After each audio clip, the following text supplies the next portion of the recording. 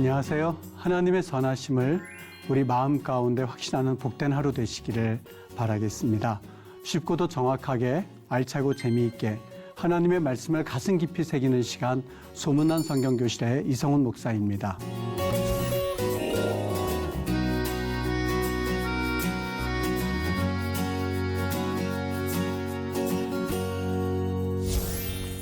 여러분, 지난 시간에 나눈 말씀 기억하시죠? 열 하루길 그리고 40년이라는 제목으로 나누었는데요. 이어서 오늘 여러분과 나눌 내용은요, 신명기 2장에 있는 내용으로서 약속의 땅이라는 주제를 가지고 여러분과 시간을 가지도록 하겠습니다.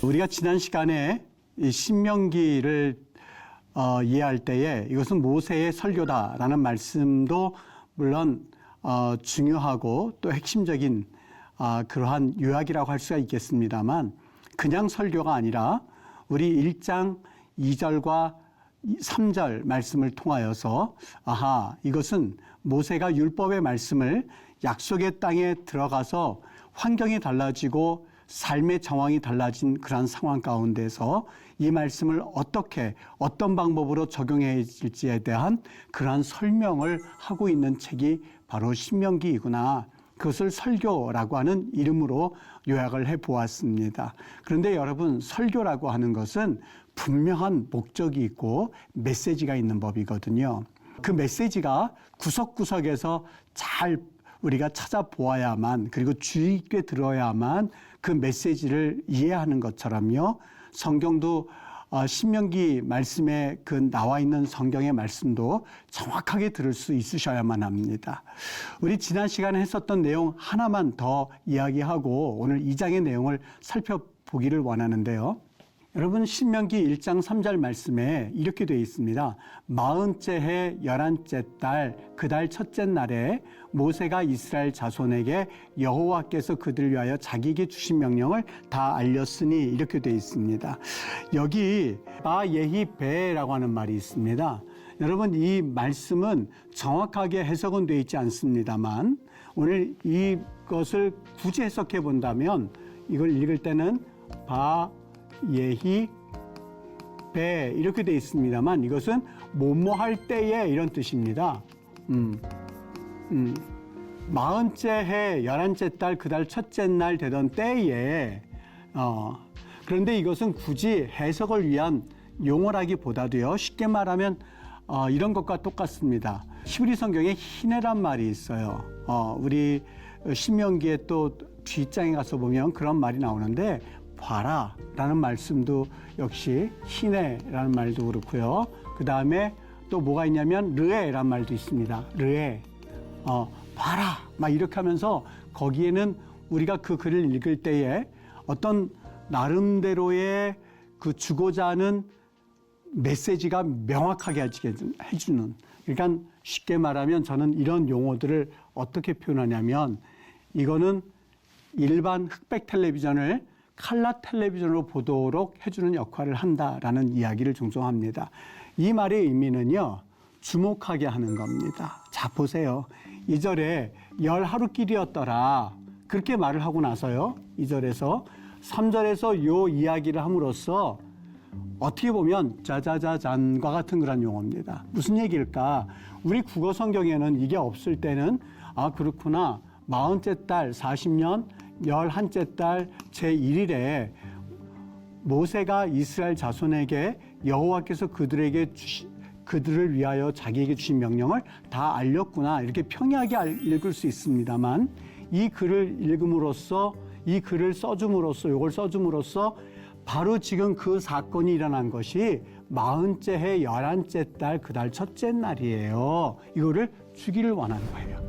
그러니까 지금 이 뒤에 부분에 강조를 해서 읽을 것이 아니라 바로 지금 너희들이 어느 장소에, 지난 시간에 신명기에는 이 수에 대해서 사실상 거의 언급이 없다고 말씀을 드렸어요. 그런데 굳이 2절과 3절에서는 언급을 하고 있습니다 라고 이야기를 해놓았는데, 여기 이 이야기를 해놓은 것은 단순히 자 너희들에게 언제 이런 일이 일어났었는지 알려줄게. 40년 11째 달 첫째 날이야가 아니에요.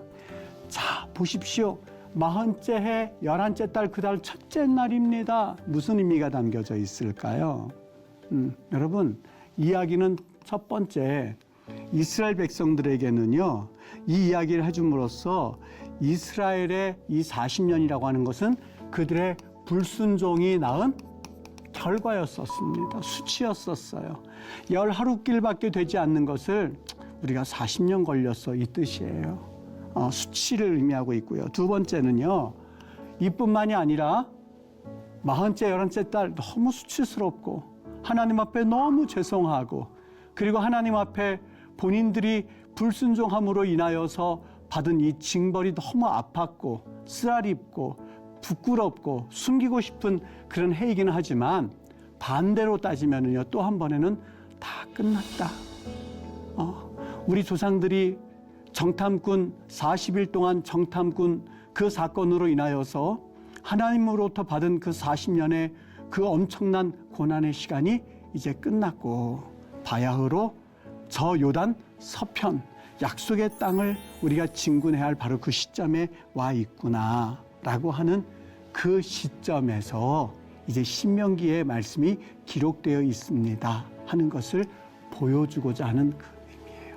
하나는 그들의 부끄러움, 그들의 죄악에 대한 심판이 있었습니다만 이제부터 약속의 땅을 앞에 두고 그 약속의 땅을 향해서 진군해야만 하는 그들의 새로운 희망이 펼쳐지는 여러분 하나님의 심판은요 양면의 동전과 똑같습니다. 심판이 있었지만 그 심판이 끝나고 나면 하나님의 놀라운 회복이 일어난다고 하는 것은 성경 전반에 흐르는 아주 중요한 메시지입니다. 여러분 하나님의 때로는 징계가 아프셨나요? 그럼에도 불구하고 그 징계는 아팠지만 우리를 하나님께로 돌이키게 하고 하나님께 무릎 꿇게 하고 그래서 하나님을 새롭게 경험하게 함으로 인하여서 무슨 또 다른 시작이 될 수 있다고 하는 아주 중요한 하나님의 메시지라고 들을 수 있는 부분이 바로 1장 3절의 말씀이죠. 오늘 2장으로 가면은요 이제 또 중요한 메시지를 우리가 하나 보게 됩니다. 자, 하나님의 명령이 바로 2장에 있는 사건인데요. 하나님의 명령은요. 오늘 2장에서는요. 딱 두 가지로 나뉘어지게 됩니다. 하나는 너희들이 화평해라. 하나는 너희들이 진멸해라. 하는 메시지입니다. 이 누구랑 누구와 화평하고 누구랑 누구와 진멸하라고 하는 걸까? 여러분 잘 들으십시오. 하나님이 에돔과 싸우라고 하신 적이 없어요. 너희들이 그 땅을 지날 때에 물을 사 먹어라. 그들을 진멸치 말라라고 말씀하셨고 모압도 그렇고 암몬도 그래요. 하나님께서 그들을 멸하라고 하신 적이 없습니다. 그들과 싸우지 말고 지나가라고 말씀을 하세요. 여러분 요거 꼭 기억하세요. 하나님이 이방 민족이라고 해서 다 진멸시켜라 말한 적이 없으세요. 너희들 에돔과 모압과 암몬 족속 그 땅을 지나갈 때에 그 곁을 지나갈 때에 그들과 다투지 말어. 물 사 먹어. 물을 현대만 사 먹는 것이 아니라 그 당시에서부터 이미 물을 사 먹으라고 할 만큼 아주 물이 소중한 그러한 중동 지역임을 감안할 때에 그들에게 화평을 하라고 하는 하나님의 명령이 있었습니다. 다만 누구를 진멸하라고 그랬어요? 아모리 족속을 진멸하라고 그랬어요. 여러분 오늘 제목이 뭐냐면 오늘 주제가 약속의 땅입니다. 왜 약속의 땅이라고 했을까? 그 땅은 땅인데 왜 약속의 땅일까? 하나님께서 언약하신 그 땅이기 때문에 물론 1차적인 의미는 맞습니다. 하여간 우리 잠깐 더 진행해 나가도록 할게요. 아모리 족속은 진멸하라고 하나님께서 분명히 명령하셨어요. 꼭 기억하셔야 됩니다. 이 족속과는 화평해라. 이 족속은 진멸시켜라. 이것이 2장에 하나님이 그들에게 주신 명령입니다. 왜 하나님께서 아모리 족속을 그토록 멸하라고 하셨던 걸까요? 미운 털이 박혔던 걸까요? 여러분 이것은요 어떤 육신적이나 아니면 어떤 사회학적 관점에서 보게 되면은요 조금 위험하고요. 이거는 하나님의 약속의 차원에서 이해를 하셔야만 그래야 어느 정도 이해가 됩니다. 아모리 족속이 멸망당할 수밖에 없었던 이유는 물론 나중에 보면 그들의 죄악이 관영하였더라라고 하는 결국 그들의 죄악 때문에 망하긴 했습니다만 그들의 죄악으로 인해서 그들이 멸절될 수밖에 없었던 것은 이미 예언된 사실이었습니다. 기억하십니까?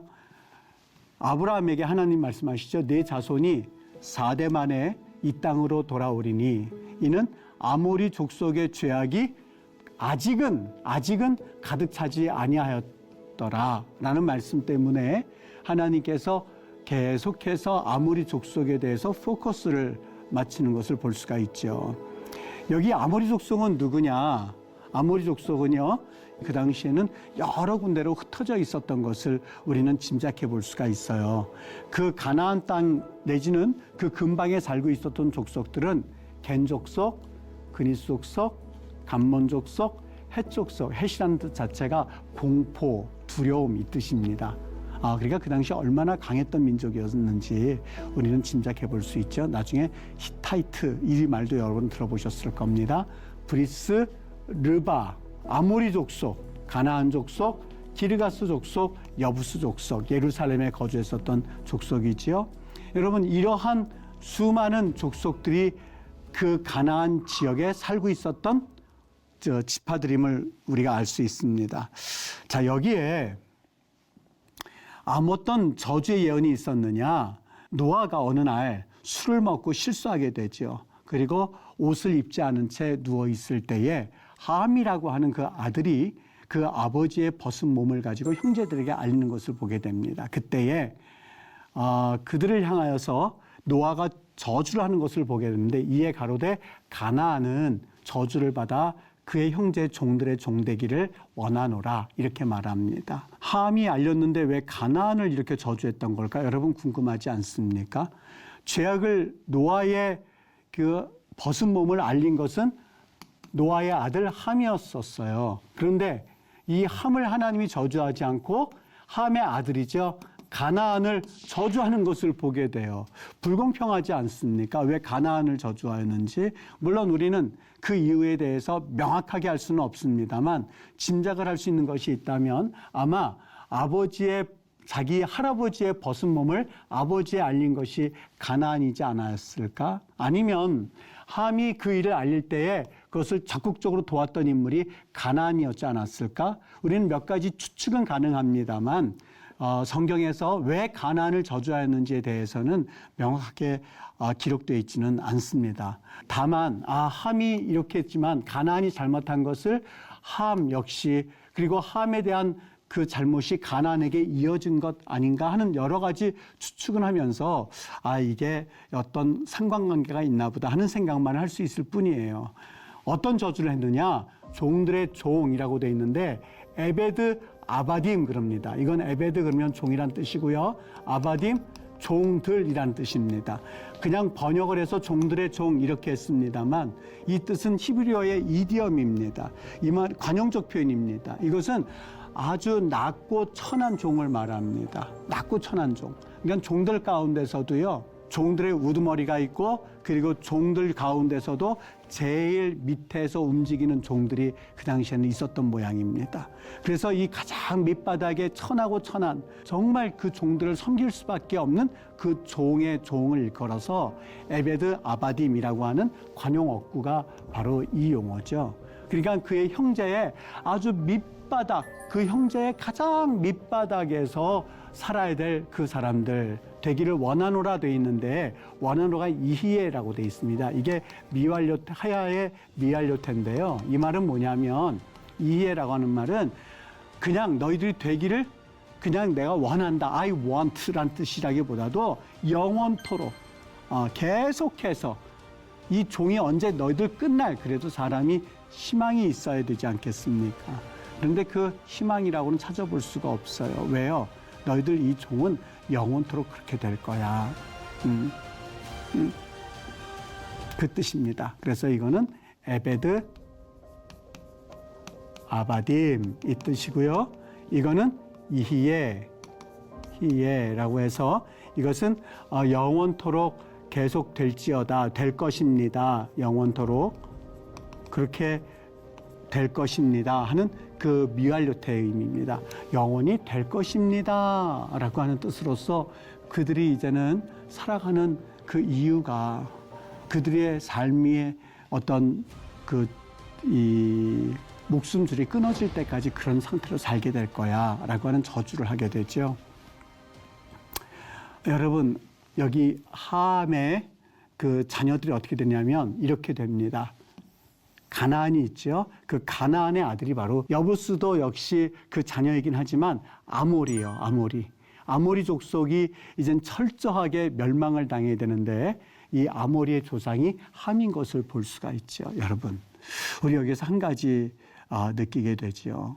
왜 하나님이 아모리 족속을 그렇게 멸하라고 하였을까라고 하는 것은요. 물론 우리가 궁극적으로는 아모리 족속이 하나님 앞에 큰 죄를 짓고 그리고 그들의 죄악이 굉장히 하나님 보시기에는 용서받을 수 없는 그 죄악 가운데 살았던 민족이었음을 성경은 말씀해주고 있어요. 그런데 더 거슬러 올라가서 보면 이것은 이미 예언된 아모리 족속의 미래였었던 것이죠. 어떻게 해요? 우리 잠깐 지금 보았던 것처럼 가나안은 저주를 받아서 너희들은 종들의 종이 될 것이고 아주 밑바닥에 있는 그런 천하게 살게 될 것이고 그리고 그것은 영원토록 그렇게 될 거야 라고 함으로써 그 언약이 성취되는 관점에서 오늘 본문을 봐야 하는 것임을 우리가 알 수가 있습니다. 이제는 그들이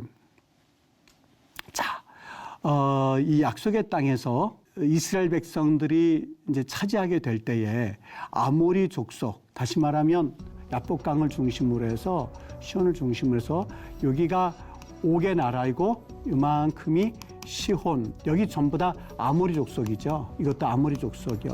여기 지금 여기 헤스본 왕 시온이 우리가 통과하기를 허락하지 아니하였으니 그 통과하지 않도록 했었던 그 자체는 이 시온 왕이 이스라엘 백성들을 원치 않았었던 겁니다. 그러니까 적대적으로 삼았던 것이죠.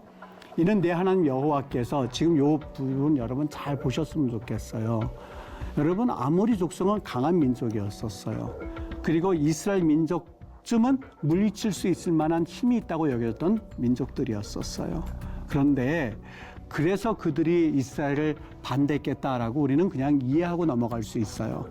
원래부터 적대적이었었나 보다. 이는 내 하나님 여호와께서 그를 내 손에 넘기시려고 마안 티토 베야드하, 그의 성품을 완강하게 하셨고 그의 마음을 완고하게 하셨습니다. 여러분, 이 글을 읽었을 때의 마음이 어떻습니까? 아, 그렇구나. 그들이 마음이 완악해서 그래서 그들과 싸웠구나, 이렇게 생각하고 넘어갈 수 있는데, 여러분 잘 보십시오. 하나님의 나라의 그 일들을 기록해 놓은 성경은요, 그 안에는 아주 깊이 있는 어떤 영적인 면을 우리에게 알려주고 있습니다. 영적인 세력들이 움직이는 것을 우리에게 성경에서 곳곳에서 말씀해주고 있거든요. 그의 마음 자체가 나빠서가 아니에요. 뭐라고 돼 있냐면 루호, 그의 영이에요. 영, 그의 영. 루호, 그 하나님께서 루아흐, 숨을, 그 루아흐, 하나님의 영이라고 말할 때 전부 다 루아흐란 말을 쓰죠. 성령이라고 말할 때 루아흐 카도시란 말을 쓰죠. 성령, 루아흐 카도시, 거룩한 영이란 말이죠. 그의 성품이라고 우리가 번역을 했습니다만 그의 영이 완악하게 되어서, 이 말의 의미는 하나님이 그 땅에 들어가도록 이스라엘 백성들을 계획해 놓으셨고 섭리해 놓으셨는데, 하나님의 그 일에 대하여서 반대하고자 하고 하나님이 계획하신 일에 대해서 멈추게 하고자 하는 그 어떠한 영적인 세력을 말씀하고 있어요. 그러니까 아모리 족속은 단순히 그 땅에 살고 있는 민족과 이스라엘 민족과의 전쟁이라고 보기에는, 여러분, 여기에는 철저하게 어떤 영적 세력의 반대적인 세력이 있음을 우리가 즉시할 수 있어야 돼요. 그러니까 단순히 아모리 족속과 반대 세력이 아니라 이것은 어둠의 세력이고 이것은 하나님의 계획에 대하여서 반대 세력, 영적인 세력을 성경에서는 짚고 넘어가기를 원했던 것이죠. 카시에 완강하게 하셨고, 이 목적은 뭐예요? 그런 목적은 그냥 어떤 목적이 있어요? 여기 내 손에 넘기시려고 했다는 만이란 말 뜻 자체가요, 우리 굳이 성경엔 려고예요. 려고. 뭐뭐 하기 위하여 이 뜻입니다. 예를 들어서 레만 라투트 그러면은 주기 위하여서, 레만 레다벨 그러면 말하기 위하여서, 이 뭐뭐하기 위하여서란 말이 마안입니다. 하나님께서 그의 영적인 것을 그냥 허용하시고 놔둔 이유가 한 가지가 있습니다. 막으실 수도 있거든요. 하나님께서 그들을 멈추게 하실 수도 있거든요. 그런데 그 일을 통하여서 여호와께서 그를 내 손에 넘기시려고 라고 하는 의미. 하나님께서 내 손에 넘긴다, 티토 베 야드카 그런 것은 내 어떠한 권한에 두게 하기 위하여서 전쟁을 일으키게 하나님께서 그냥 내버려 두시는 사건입니다. 여러분, 하나님께서 시온이 모세의 요구를 그대로 거절하게 하는 그 목적이 있었는데, 그것은 바로 그 모든 세력들을, 그 땅들을 내 손에 넘기기 위하여서 하나님께서 그냥 내버려 두신다는 거예요. 사랑하는 애청자 여러분들, 하나님이 죄악된 세상을 어떻게 이끌어 가시는지 여러분 보시지요. 때로는 왜 이렇게 죄악된 세상을 하나님께서 심판하시지 않는 거지? 왜 하나님께서 그냥 내버려 두는 거야? 왜 하나님이 그들을 그냥 이렇게 날뛰도록 내버려 두는 거야? 라고 하고 있지만, 여러분, 그러한 어둠의 세력, 영적인 세력 앞에 우리는 분명하게 기도함으로 그것을 바라볼 수 있어야만 합니다. 그것은 단순히 그들의 어떠한 육신적인 우리를 향한 대적이 아니라, 그것은 바로 영적인 세력의 하나님의 계획과 하나님이 이 땅을 거룩하게 하고 하나님의 나라를 확장시키고자 하는 그 하나님의 계획에 대하여서 방해하기 위한 영적인 세력이 뒤에 숨어져 있음을 우리는 볼 수 있으셔야만 한다는 것이죠. 우리는 여기에서 어떻게 해야만 할까? 여러분, 우리가 이 싸움에서 반드시 승리하셔야만 합니다. 이유가 있습니다. 자, 한 가지 이번에는 에돔을 향해서 볼게요. 에돔을 향해서 하나님께서 어떤 명령을 내리셨냐면, 그들과 다투지 말아라. 누구랑요? 에돔과 다투라고 그랬어요? 다투지 말라고 그랬어요? 다투지 말아라. 그들의 땅은 한 발자국도 너희에게 주지 아니하리니 이는 내가 세일산을 에서에게 기업으로 주었습니다. 너희는 돈으로 그들에게서 양식을 사서 먹고 돈으로 그들에게서 물을 사서 마셔라 라고 말씀을 하셨어요. 여러분, 여기에서 우리 한 가지 중요한 메시지를 얻게 됩니다. 아니, 하나님이 에돔에 대하여서 이런 긍휼을 베푸신 이유가 뭐야? 가다가 그냥 멸망시킬 수도 있었거든요. 조금 전에 본 아모리 족속도 멸망시키도록 하나님께서 허락하셨거늘, 그들 손에 붙여주도록 허락해 주셨거늘, 왜 에돔하고는 이렇게 그냥 내버려 두는 거지? 여러분, 에돔이 어디냐면은요, 여기 제레드 강이 있으면 요 지역이 에돔이에요. 제레드, 그 다음에 여기 아르논 강이죠. 여기는 모압이죠. 요 에돔 지역인데 이 에돔 지역을 그냥 놔두라고 하는 거예요. 여기가 세일 땅인데 여기 세일 땅은 곧 에서에게 기업으로 준 땅이에요. 여러분, 에서는 누구죠? 야곱의 첫째 아들, 둘째 아들은 야곱이었었고 첫째 아들은 에서였었죠.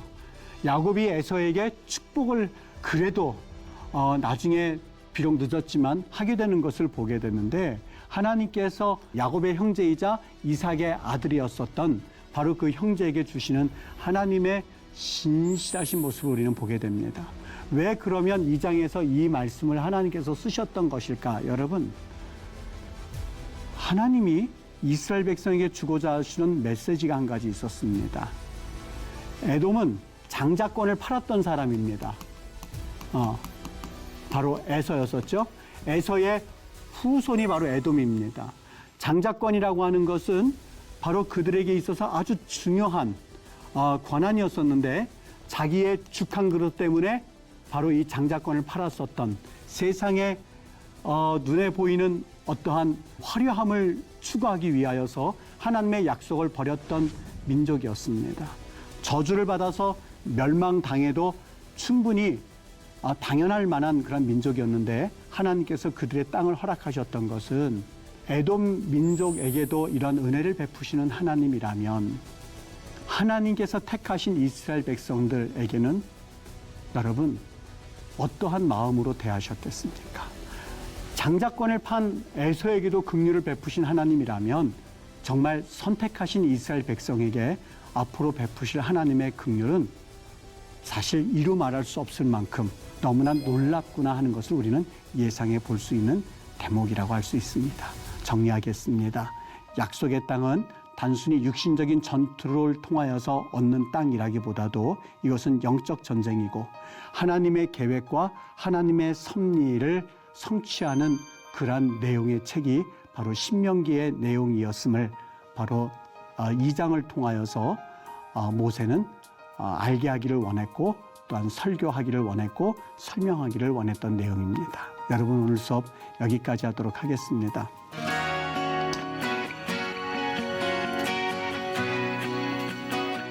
유익한 시간 되셨습니까? 오늘 수업은 유튜브를 통해서 다시 보실 수 있습니다.